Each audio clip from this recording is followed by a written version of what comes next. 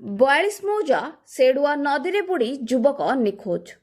କଟକ ସଦର 42 ମୌଜା ଥାନା ଅନ୍ତର୍ଗତ ତୈଲିପଡ଼ା ସ୍ଥିତ ସେଡୁଆ ନଦୀରେ ମାଛ ଧରିବା ସମୟରେ ଅତଡ଼ା ଖସି ଯୁବକ ବୁଡ଼ିଯିବା ବେଳେ କିଛି ଦୂରରେ ଥିବା ମାଛ ଧରାଳୀମାନେ ତାଙ୍କୁ ବଞ୍ଚାଇବାକୁ ଉଦ୍ୟମ କରିଥିଲେ ମଧ୍ୟ ନିରାଶ ହୋଇ ତୁରନ୍ତ ଅଗ୍ନିଶମ ସେବାକୁ ଫୋନ୍ କରିଥିଲେ ଏବଂ ପୋଲିସ ସହାୟତା କେନ୍ଦ୍ର 112କୁ ମଧ୍ୟ ଫୋନ୍ କରିଥିଲେ।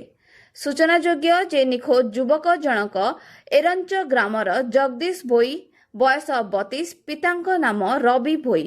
ତେବେ ଘଟଣାସ୍ଥଳରେ 42 ମୌଜା ଥାନା ଅଧିକାରୀ ହେମନ୍ତ ସେଠୀ ପିସିଆର ସହ ପହଞ୍ଚି ଘଟଣାର ନିରୀକ୍ଷଣ କରିଥିଲେ।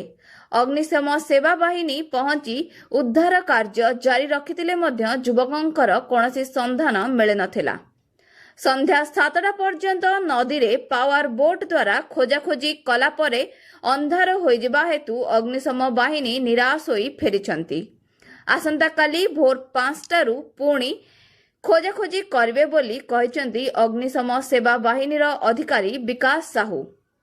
କଟକରୁ ବିଶ୍ୱରଞ୍ଜନ ଦାସଙ୍କ ରିପୋର୍ଟ, ମୋ ଓଡ଼ିଆ ନ୍ୟୁଜ୍।